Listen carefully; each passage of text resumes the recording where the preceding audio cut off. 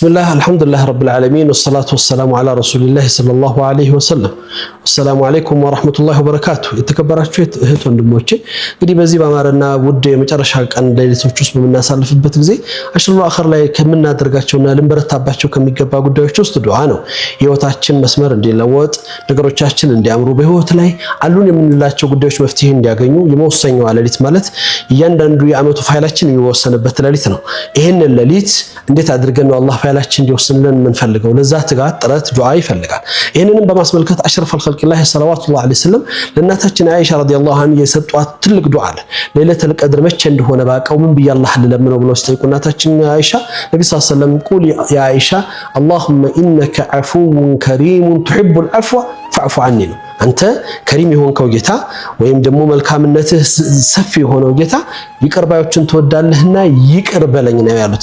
ለምንድን ነው ነብዩ ሰለላሁ ዐለይሂ ወሰለም ለእናታችን አይሻ ይህን ጉዳይ የሰጧት? እናታችን አይሻ ህይወት ብዙ ጥያቄዎችና ብዙ ጉዳዮች አሏት። አላህ ስራ እንዲላትና አይሻ በነብዩ ተወዳጅ ሚስት ብቻ አልነበረችም።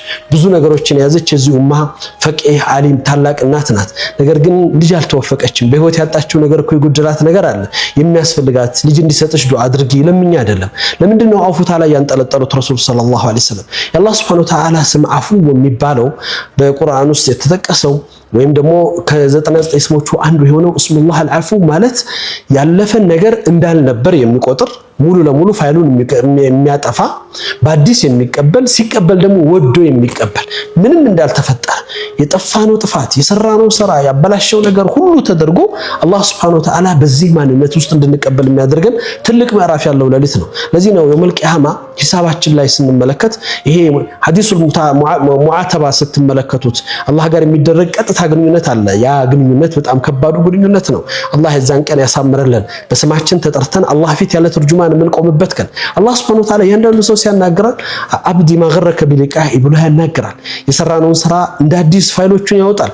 አላህ ፊት ቆመን አስቡት። እናትና አባቱ ፊት ሰው ስራው ሲወጣበት ወይም ደግሞ ፍርድ ቤት ቀርቦ እንዲህ ነው የሰራው ተብሎ ሲቀርብበት ምን ያህል ከባድ እንደሆነ ምን ያህል መሽማቀቅ ዛፊ መላይ ኢላላ አላህ ጋር ተቆሞ ይሄን የሰራውን ይሄን ሰውየው ያጠፋቸው ጥፋቶች ግን ለዛውም ደግሞ ተውበት ያደረገባቸው ጉዳዮች ሆነው አላህ ያስታውሰዋል። ታስታውሳለህ እያለ ወንጀሎቹ ያ አላህ የዋሸነው ውሸት ያስበረበረው ማጨበርበር ያለፍነው ወንጀል ያልገባንበት ጉዳይ ሁሉ ይወጣል። ፋይሉ ነው አላህ ፊት ይቀርባል። አላህ ፊት እንጠየቅበታለን። አላህ ፊት ይነሳል። ያን ጊዜ ሁሉንም ካሳየ በኋላ ግን አላህ አብሽሪ አብዲ ለዚህ ወንጀልህ ተውበት አድርገሃል፣ እኔ ምሬሃለሁ፣ አውፍታዬን ሰጥቻለሁ። ያንን ወንጀልህን አውፍ ማለት ብቻ ሳይሆን በኸይር ስራ ለውጭልሃለሁ፣ ምህረቴን አግኝተሃል፣ ጀነቴን